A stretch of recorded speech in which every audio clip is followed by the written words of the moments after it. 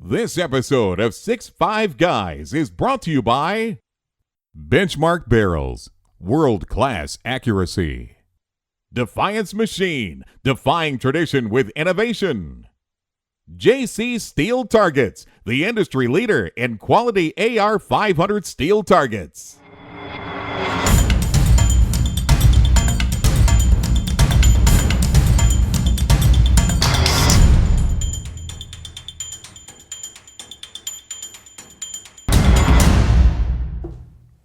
Hi, welcome to 6'5 Guys. I'm Ed Mobley. And I'm Steve Lawrence. Guys, we're really excited to bring you this video. As we've mentioned before, the number one question we get involves reloading. It does. It seems like we get a lot of email, we get a lot of messages on Facebook and on the YouTube video chat, and a lot of it does reload or focus on kind of a reloading practices, some of the specifics in terms of specific dies or brass processing. So it'll be good to talk about this. Now, speaking of YouTube, it's important to emphasize this is not an instructional video. Yeah. It is not a how-to video. If you watch this video, unless you already have a background in reloading, there's absolutely no way you could manufacture ammunition by watching this video. Therefore, it is not an instructional video. Thank you, Ed. And I'll just add that we're just going to hit some of the highlights, and as we go through kind of the end process of what we do, you'll probably take away some of the answers to a lot of the common questions that we get. Yeah, and so what we're going to do is, we have slightly different practices in certain areas. I mean, there's probably more in common than not. But again, part of the journey, we tend to conduct different experiments. So certainly hope you'll find it informative as Absolutely. we kind of go through. Like Ed said, we're constantly learning. We're picking up tips from other guys and friends that reload in terms of what works for them, and then we'll try it out. I know you constantly experiment, always kind of looking to kind of get that next edge of precision and consistency. So this is what we're doing right now. If you kind of revisit this video a couple years from now, it may be completely different. Well, and the important thing is we will share for you the rationale behind what we're doing. I mean, that's what's important, because somebody can just say, do this. Okay, but if you don't understand the rationale behind it, it's very difficult to optimize what you're doing. And that's the reason why things change over time. But at least for now, this is really the latest and greatest as far as our reloading practices are concerned. Right. So we won't go into kind of the finer details of die setup and whatnot. That you can get on other sources of information. We're really it's more of an overview of our processes. Yeah, and we have a number of videos, separate videos, that, interestingly enough, they've gotten a lot of views. I mean, we didn't think that would be the case, because we figured, all right, people have done lots of videos on reloading, but interestingly enough, that's where we get the most questions. And so what we'll do is, in our article that will accompany the video, we'll give you links to our existing videos that we believe are relevant. Well, let's dive right into it. We have prominently a tumbler. We in fact, we use the same tumbler, which is the Dillon CV 2001. 2001. And what do you do in terms of processing your brass? So what I do is, as soon as it comes from the range, I put it straight into the tumbler. I don't deprime it. I don't do anything, because sometimes the brass, especially the brass coming back from New Mexico, I just don't want to put that anywhere near my press and get dirt or anything. And so what I do is I fill the tumbler up with walnut media that you can find at the pet store. Now, it's important, I've had better luck with the coarser grades of walnut media rather than the finer grades, because the finer grades I've found out tend to clump, they tend to clog the primer pockets. And so you can get this walnut media. You can either get it at the pet store. In this case, Ace Hardware in the Pacific Northwest sells this particular brand. It's food grade. I mean, I guess you can eat it. I mean, you think I mean, you think grape nuts are crunchy, just wait. So this is how you've been getting more regular lately. Yeah, exactly. It'll certainly give you your fiber. But also, because it is designed for pets, they also take out the dust, which is nice. Now, the dust will eventually come back, but I'll chat a bit more about that. So again, you know, I'll put this into the vibratory cleaner. And you're running about how many rounds typically in a batch? I can get 300 in there because I have lots of 300 for 308, 6.5 by 47. Right now for the 6 by 47, I've got a lot of 200, but I have another lot of 300 that I'm going to make. So I'll do 300 at a time. Now, do you still use a couple of capfuls of distilled spirits? And what I'll do is I'll use deodorized mineral spirits. I guess you could use the regular stuff, it's cheaper, but I just don't like the smell. So just a couple of teaspoons if the media is dry. If you've already used the media and it doesn't have any dust, maybe just a teaspoon, but you'll kind of get the feeling for it. And I noticed here you got some dryer sheets, so you're throwing these in there as well? Yeah, so originally what I used to do is I just used to throw the dryer sheets in here, and the purpose of the dryer sheets is they'll absorb just a lot of dirt and gunk and carbon, lube and whatever gets in there, and it just really extends the life of the media. But one time I pulled some out, and some cases had actually gotten tangled up in it. So now what I do is I just drape them over the side like this. And then lock the lid on top of it? Lock the lid. And if you want to, you could even put one on the middle here. And so that way it kind of maximizes the surface area that's available to pick up gunk. But there's no chance that it's going to get tangled. And so again, I use the used dryer sheet, so I just go in the laundry room. And about how long are you tumbling for? So if it's dirty brass, if I'm in a real hurry, it'll, you know, the initial tumbling, half an hour is fine. But typically what I'll do is I'll just put it in there and I'll just let it run overnight. Okay. That's about what I do. So I use very similar practices. Same tumbler.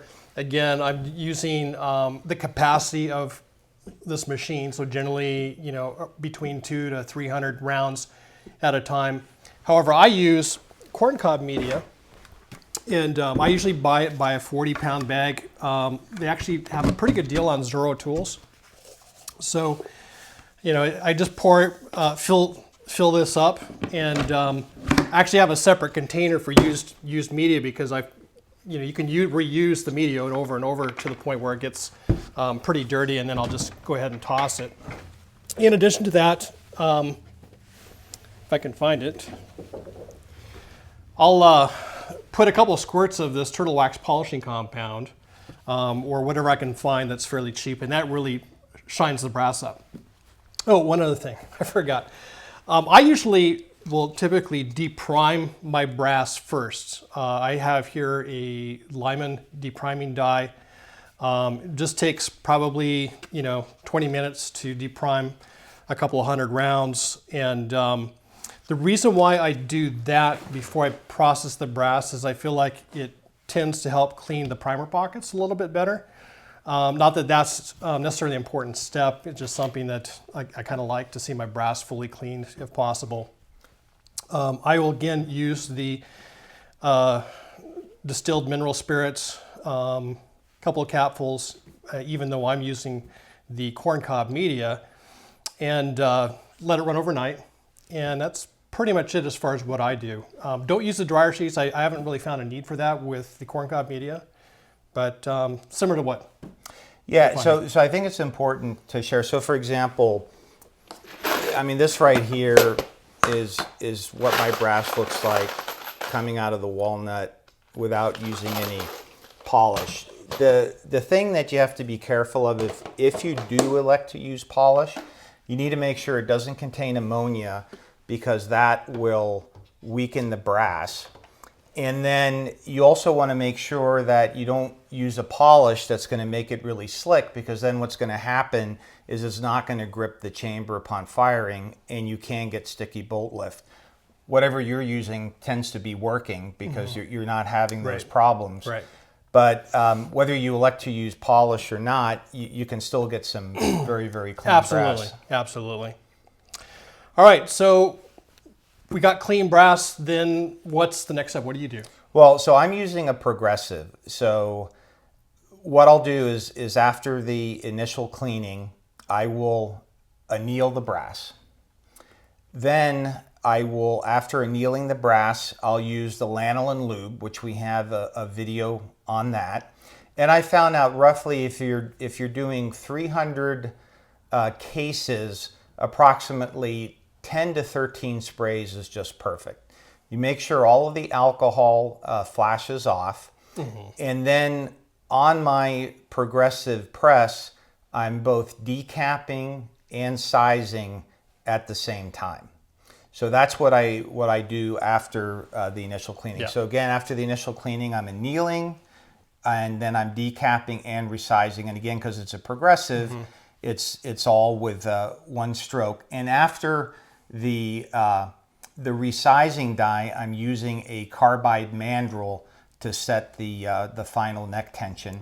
And as we've mentioned in earlier videos, I'm using Forster hone dies, and I'm using the Sinclair carbide mandrel, which gives you 2 thou neck tension. Okay. Very good. Some minor differences. The process is pretty much the same. As far as the spray lube, yeah, I use about 10. You know, I get it pretty good. What I'll do is I'll actually take the time to massage that brass. Absolutely. Make sure every piece of brass is covered pretty well. Let it completely flash off. In fact, often I'll walk away, you know, if I've got time for half an hour, and then come back to it. Then I'm using a single stage press. Currently it's a RCBS, what's the name? Rock Chucker Supreme. Chucker, yep. So you know, it's a press that's probably 20 years old, but still works great and getting great results out of it. So what I'll do is go ahead and resize the brass, and what I'm using is what we had both been using as of about a year and a half ago when you switched to the Redding hone dies. I'm still using the Redding full length Type S neck bushing die. And you know, basically you get the size of the bushing based on the amount of neck tension you want, which is typically about 2 thous less than a measured cartridge at the mouth with a bullet in it, with a seated bullet in it. So that's what I'm using there. Then once all that's done, then I run it through, and because I take the expander ball out of the die, I'm using a mandrel die. And this is the Sinclair. So we're using the same mandrel. Yeah, same mandrel, except you're using carbide. I'm still using stainless steel because it's fairly well lubed on the inside of the case mouth. I'm still using the stainless, although the carbide is probably a nicer upgrade. Now, is your stainless steel, are you using the 1.5 thou or the 2 thou? 1.5 thou. 1.5. Okay. Yeah. Okay. And that's what you would get with the expander ball. And now, I've used the Reddings in the past. Now, one thing I have noticed is you definitely end up with better concentricity using a hone die versus a bushing die. Because even when you go up to Redding's website, they even address that, and that's why they tell you to always put the bushing numbers down.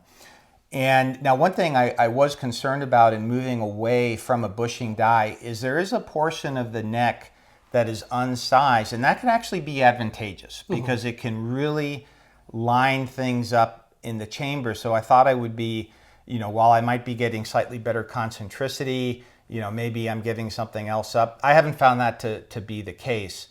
And typically what I'll do is if I'm using a bushing, because I still have some cartridges where I'm using the Redding dies, is just like Forster recommends in the hone die, I'll measure the outside neck diameter, subtract 1/4 thou, and the reason why that's important is you want to make sure that the mandrel is doing about 1 thou worth of work. Because what can happen is on some brass, I mean, we shoot Lapua brass, so it's very, very consistent. But if you have neck wall variances, sometimes if let's say you're using a bushing that's only going down 2 thou, your mandrel is maybe only doing 1/2 thou worth of work. But certain brands of brass can have that much variance in their neck. So what happens is you start to get these neck tension variances. As a matter of fact, I even talked to one of our viewers the other day who was having that exact problem. Mm-hmm. So generally what I recommend is, because we're annealing, because somebody might say, oh, you're working the brass a little more, but when you anneal, that really becomes a moot point. But consistency of neck tension is critical. So I would rather slightly oversize the neck and use the mandrel, knowing that even if I run into a cartridge case where the neck is a little thinner, it's still going to have the same tension. Okay. All right. So we've resized the brass, full length, bump back the shoulder 1 to 1.5, 1.5 to 2. Yeah, 1.5 to 2. Okay. And one thing we've noticed since moving to the induction annealing is the setback is very, very consistent. And what's also nice is, we both sort our brass into lots, and even after subsequent firings, you're not having to adjust the die, which is very, very nice. I mean, yeah. With propane, there was still a bit of spring back in there, and with each successive reloading, we were still finding you had to turn the die down slightly. So as you guys have surmised, we are both using the Annealing Made Perfect, or the AMP annealer, with the Aztec upgrade. So that's currently what we're using. Yeah, with the 6x47, I use the Aztec feature to determine exactly the amount of annealing I needed, and it just worked perfectly. Yep. All right, so we get done resizing the brass, and it has that lube on it. What Correct. do you do as far as removing the lube? So what I do is I put it back into the tumbler. Again, I'll use fresh dryer sheets. How long? If I'm in a real hurry, I can get the lube off in half an hour, but typically what I'll do is I tend to do most of my reloading at night, so I'll just leave it in there overnight. Okay. And so if I'm in a hurry, yes, it can get the lube off very quickly, but again, I just do it overnight, so it's just absolutely gone. Okay.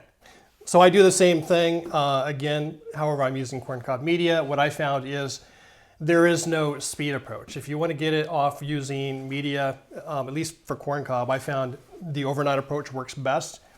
However, if I'm in a rush, for example, if I've got a Saturday and I want to get a lot of reloading done, I don't have time to wait to get the lube off. So I actually am using, or have been using, a slightly different approach for about the last 8 or 9 months. Some of the guys in the Northwest have turned me on to using lacquer thinner. So again, this is something you can just pick up your local hardware store. It comes in a 1 gallon container. And this is a very highly volatile liquid. So again, if you're going to use this, do it outside. I usually put it into a container. This will fit about 150 cases, and fill it all the way up with lacquer thinner, agitate it for a couple of minutes, and then I will recycle the liquid. So I'll actually just pour it off into a funnel right back into the container, and then do that for the rest of the brass. That gets probably about 90% of the lube off, and I could just run that way. What I found is kind of the belt suspenders approach. I like to be extra sure to make sure it's completely dry and all of the lube is off. So I'll toss it back into the tumbler for about a half hour to an hour with some corncob media, and then call it good. Yeah, I mean, I think that's good if you do elect to use lacquer thinner, because as you notice, it's very cold. Yeah. And it's taking, especially up here in the Pacific Northwest, it's taking the brass down below the dew point, so you're going to have some moisture condensing on the brass. I even noticed when I was using lacquer thinner to clean parts when I lived in Sacramento prior to powder coating. I mean, it you know, even with a low dew point, it'll attract the moisture in here. It'll attract the moisture. Yeah. So it's important to, if you're not going to use, if you're not going to tumble it afterwards, to at least make sure that you let it sit, let the water evaporate off. To let all that water evaporate off.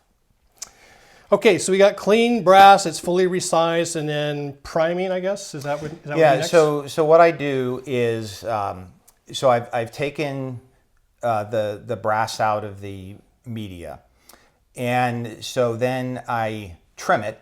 I trim it in the drawed trimmer, and then what I do is I use compressed air at roughly 100 psi. And what I've noticed is that that'll blow out any remaining ash in the primer pocket. And then I found out if you do get a piece of media stuck in the flash hole, it's just easier to blow it out. So that's what I do, is I just use compressed air, and it just has the side benefit of just getting the primer pockets very, very clean. Okay.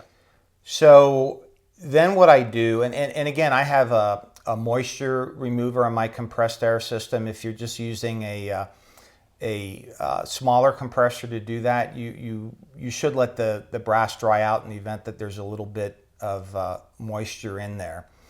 So then what I do is, again, I'm using a progressive, so I use my 550 to seat the primers, and I noticed that it does a really, really good job providing feel for seating the primers.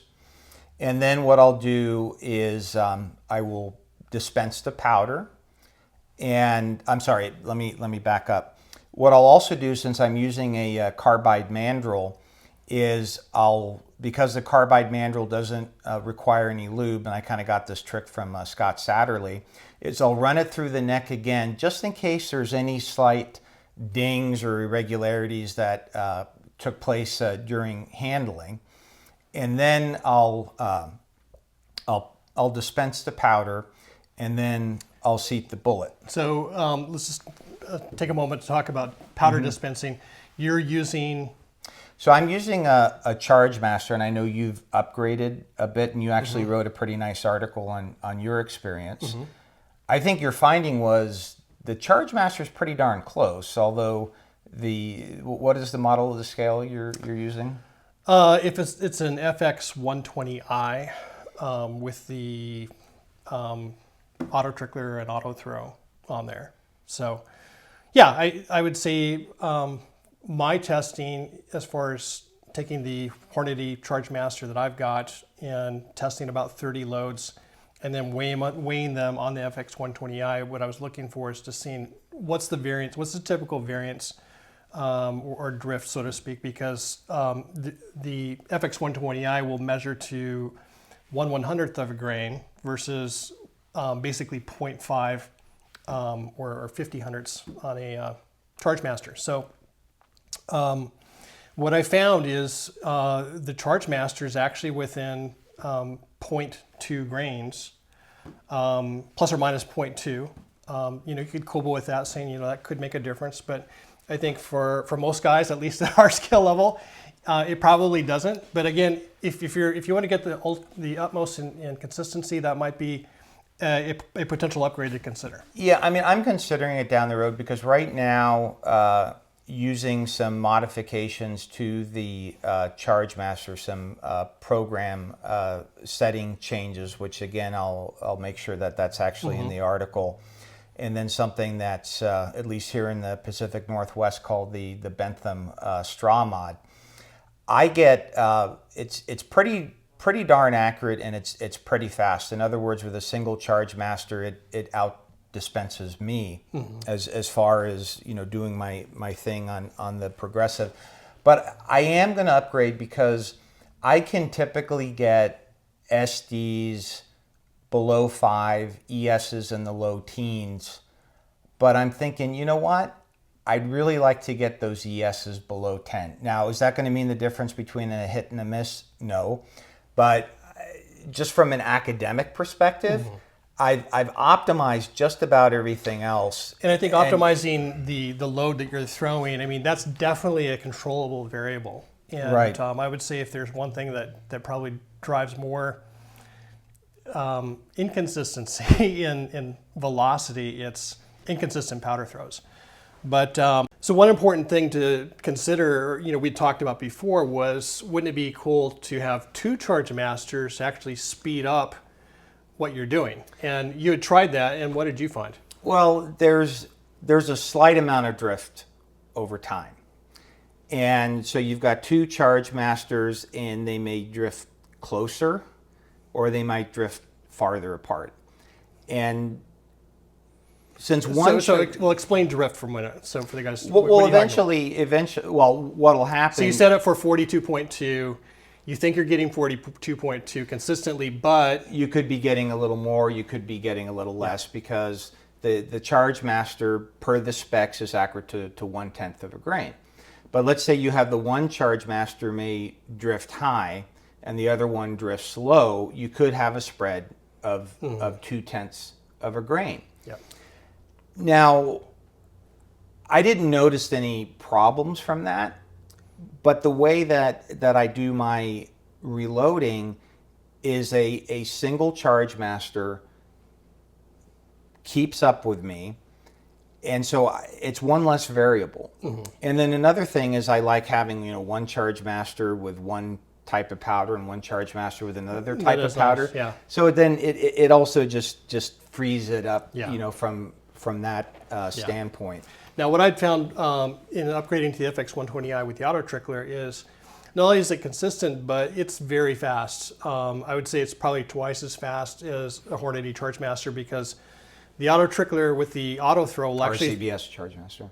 Yeah, the RCBS Charge Master. What will happen is the auto trickler with the auto throw will actually throw that initial charge, and it'll trickle up, like a couple of grains. So it's very, very fast and very accurate. So again, it's one other consideration that if you're trying to improve the speed of what you're trying to do and be very consistent, it's a great product. Now, since you're doing single stage, you're setting them all up in a tray, right? Correct. Okay. Yeah, I basically will do a complete loading block or a couple of loading blocks, and I'll move to a seating process. Now, is there a reason, because I noticed, for example, you've got the Hornady lock and load here. Yeah. Is there a reason that you still do single stage versus using a progressive? Great question. Primarily because I haven't migrated. I haven't really tried it. What I've done is on this press, I do use it for some precision cartridges. Primarily the stuff where I want to do a mass amount of reloading. Usually, if I'm going to go to the Hornady lock and load auto progressive, I'm loading 1,000 cases or more. Okay. I'll basically dedicate a day to just get it all done. So, and those include the 223 and 308. So like our 223 trainer, I'll load up, I think the last time I loaded up 1,200, and that was kind of good for the year. Okay. Yeah, I mean, what I did, the reason why I stick with the 550 is I've got a Sinclair concentricity gauge, and I actually did a side-by-side comparison with the Forester coax. And I noticed no difference in run out.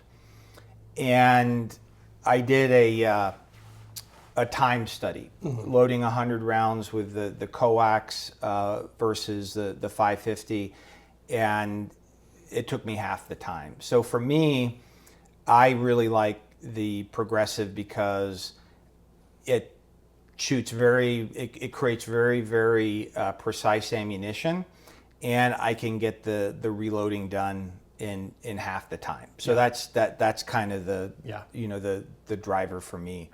And the priming too. I used to when I was using a single stage, I used to prime using a Lee Auto Prime.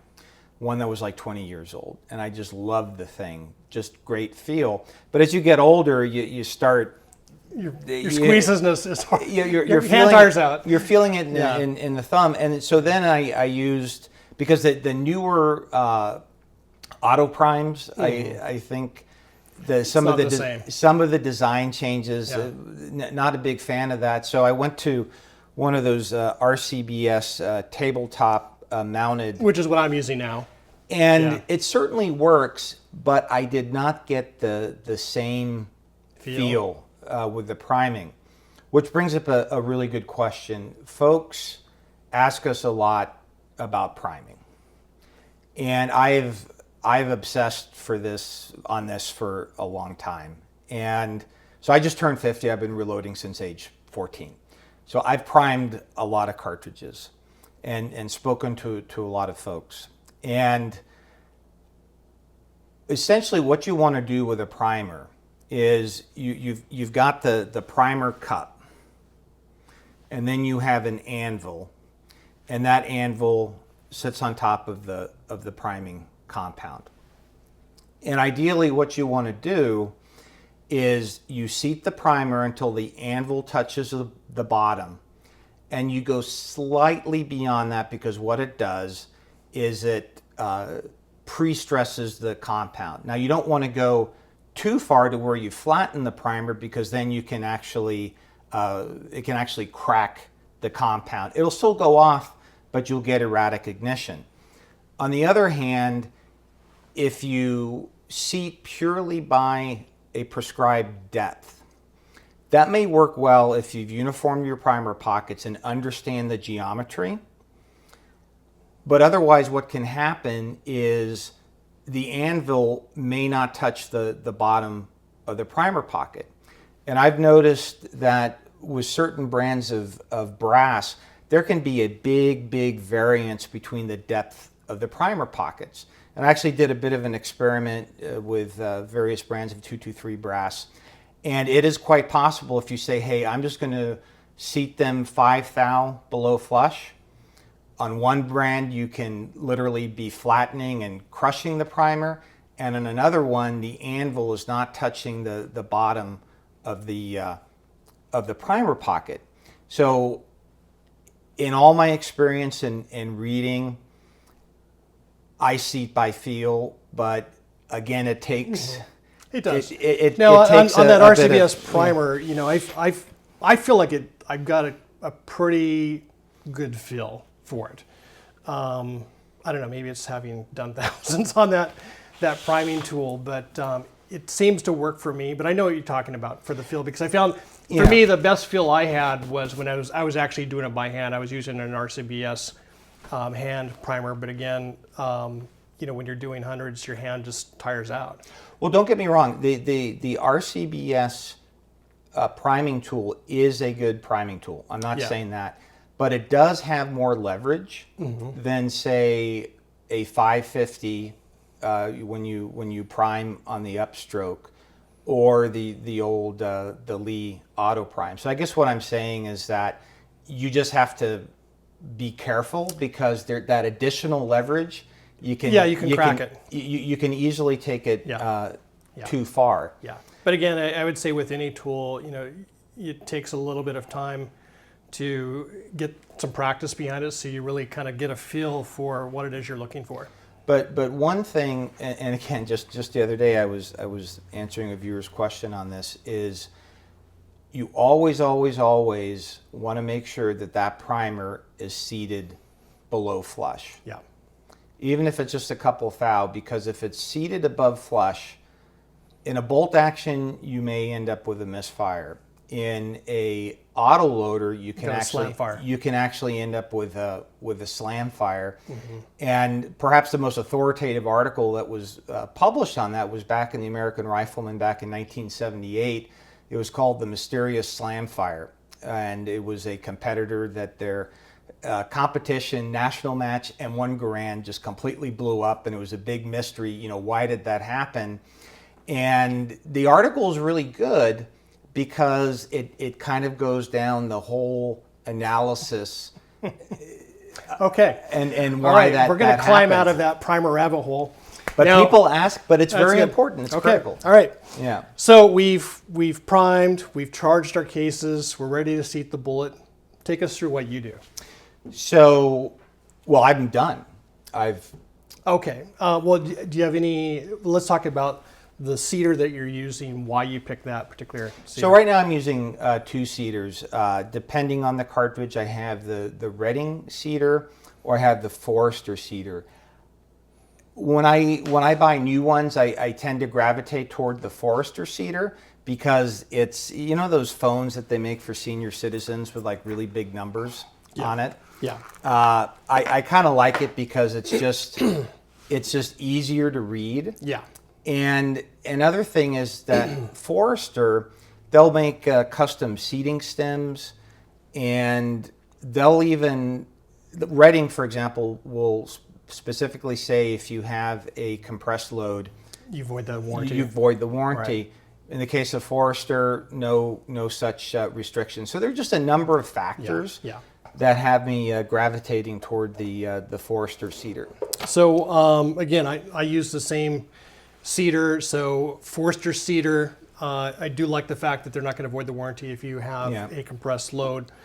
One of the things I do like about it is, like you said, the big numbers. What I'll typically do is take a silver Sharpie, particularly where I have my optimal load, and I'll just do a little tick mark. No, that's good. Yeah. So I know that tick mark's there, and you know if I decide to offset it to, so for example, if you get a different load of bullets and you still are trying to get the same jump from the ogive, you know, you may want to vary it a little bit.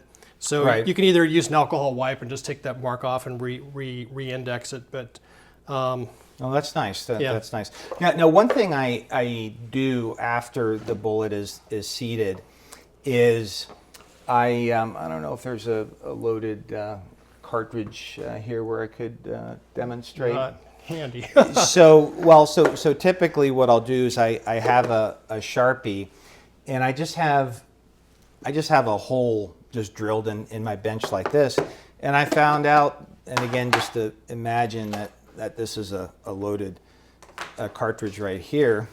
So the camera, just make sure that doesn't fall off. Here, I'll just hold that. Well, just so the camera can see it right there.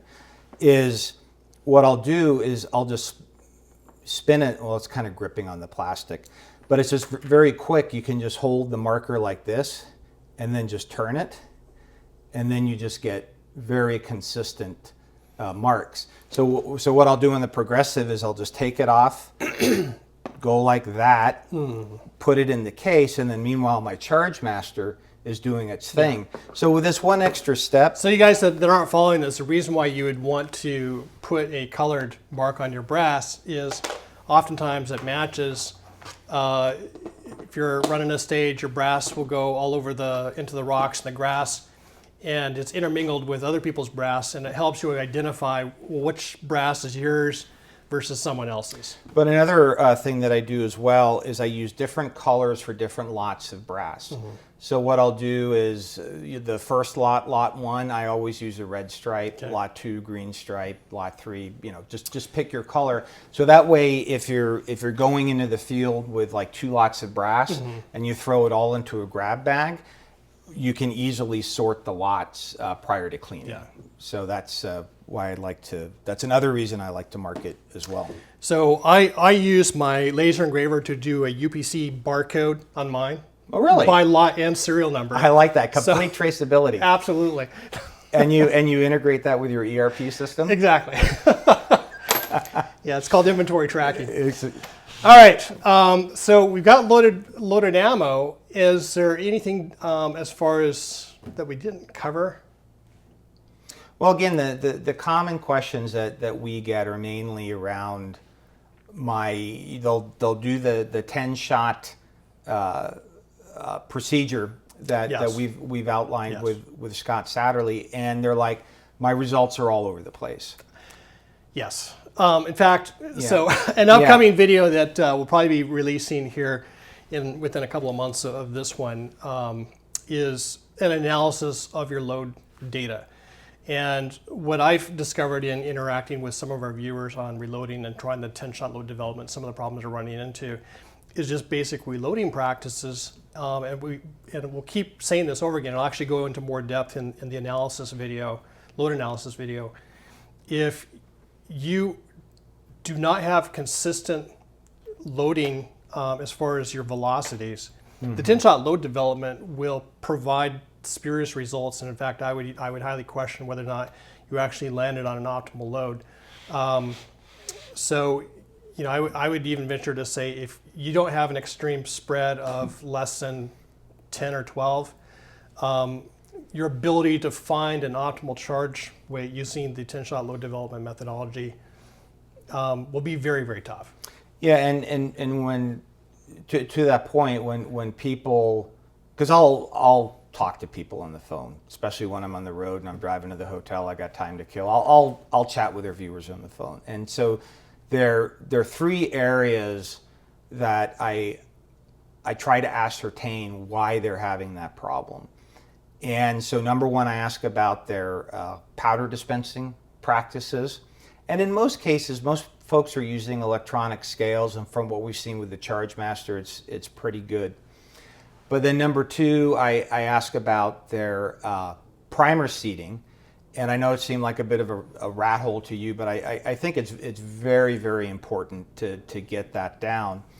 And then third, I ask about the neck tension, and I specifically ask about the bushing sizes and how that correlates to a loaded round.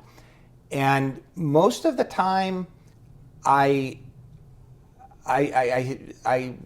think people are struggling with the neck tension and the way they seat the primers. That seems to be driving the largest variance. Mm-hmm. Oh, and I guess it's also fair to say, it's like, well, where did you get your brass? And if they say, well, I'm using range pickup brass and no two head stamps are the same, okay, okay. But assuming that they're using quality brass, yeah.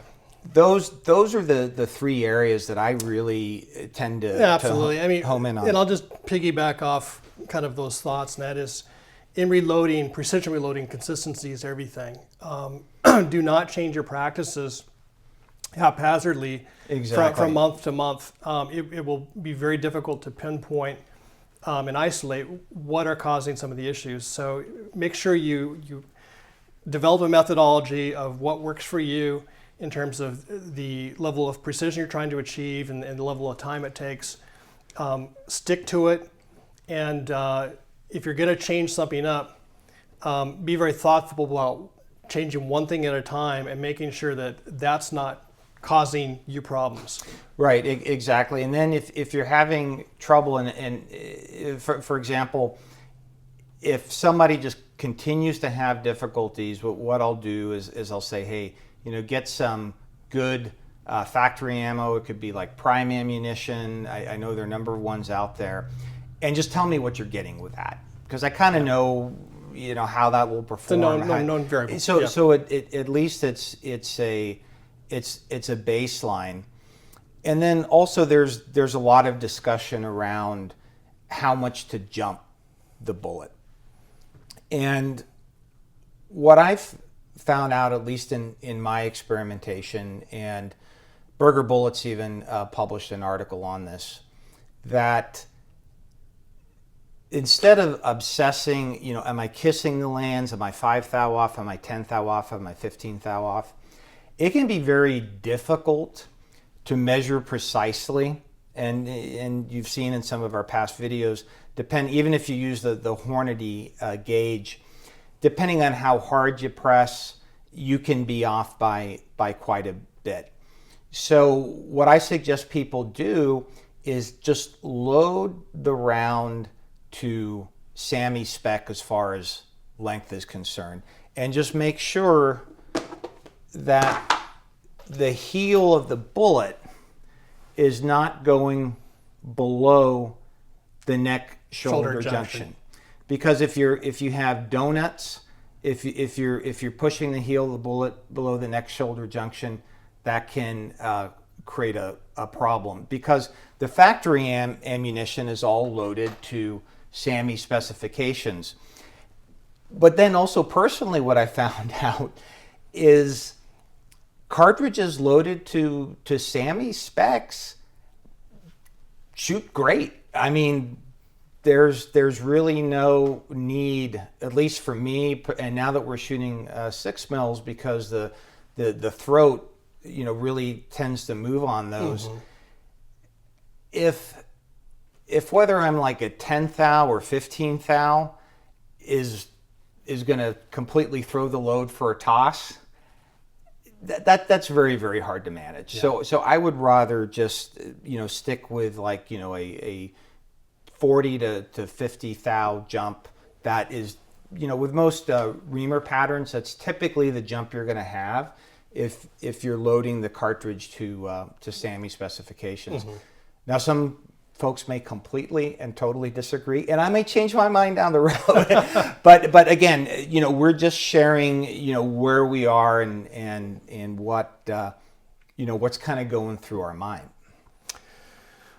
All right, well, to not make this video super long, I think that pretty much covers the Indian gamut of our reloading practices. Again, as we had said, this continues to evolve. We're learning from, you know, folks like you.